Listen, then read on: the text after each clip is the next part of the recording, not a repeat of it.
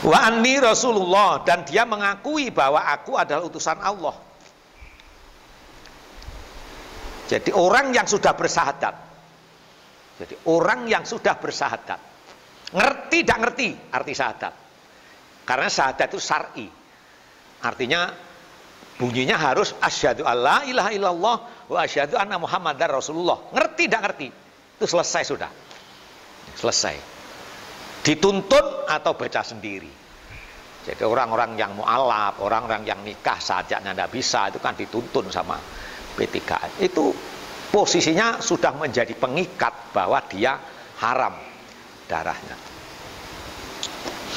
Illa bi'ihda salasin, kecuali dia menjadi halal darahnya itu dengan salah satu 3 hal yang menempel pada orang Islam itu. Pertama, as-sayyibu az-zani, orang yang sudah pernah berumah tangga berbuat zina. Nah, jadi orang yang selingkuh itu halal darahnya. Hukum pertama begitu hukumnya. Orang yang selingkuh, orang berumah tangga halal darahnya. Nanti pertanyaannya, siapa yang berhak mengalirkan darah orang itu? Gitu.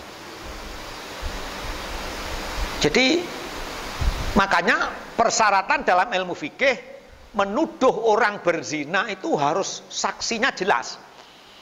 2 orang saksi melihat, bukan katanya. Jadi ada laki-laki orang tua sudah berumah tangga di rumah perempuan lain yang juga sudah berumah tangga, ditutup pintunya, kemudian kita tidak tahu apa di dalam, kemudian kita menuduh zina.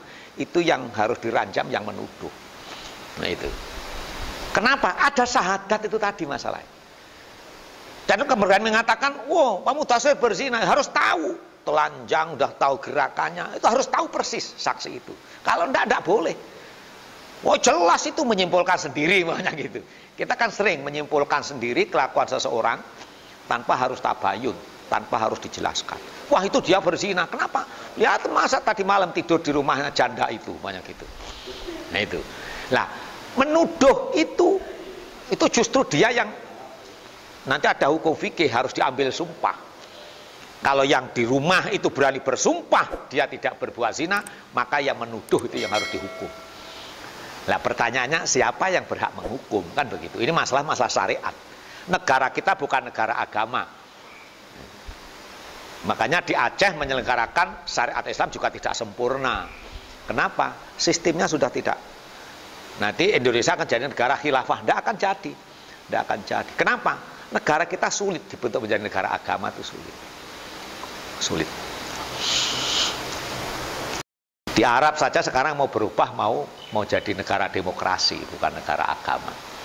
Itu. Kenapa? Ya memang zaman Rasulullah tidak ada negara agama.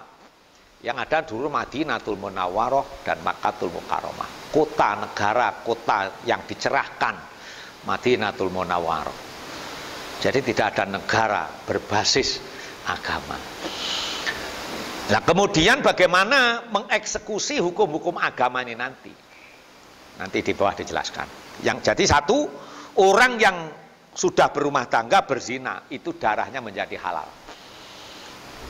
Jadi hukumannya dibunuh gitu loh. Artinya kalau kita sudah berumah tangga kemudian berani melakukan perzinaan, maka kita harus merasa kita sudah berhak dibunuh oleh hakim. Gitu. Jadi menjadi ketakutan sendiri. Dan di dalam Al-Quran disebutkan kisos, hukum kisos itu ditegakkan karena di sana ada kelangsungan hidup, supaya orang menjadi jera, menjadi ketakutan dengan itu.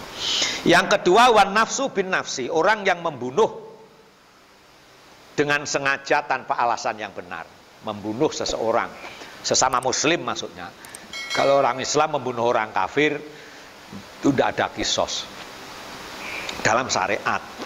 Atau bapak membunuh anaknya, itu juga tidak ada kisos. Cuman yang ada takzir. Nanti kemudian begitu. Jadi membunuh jiwa dibalas dengan membunuh jiwa, kisos namanya. Jadi Ya kayak rampok, membunuh, lah itu hukumnya mestinya hukum mati kalau. Watariku lidinihi, dan yang ketiga orang yang meninggalkan agamanya. Artinya Islam. Islam kemudian dia kafir.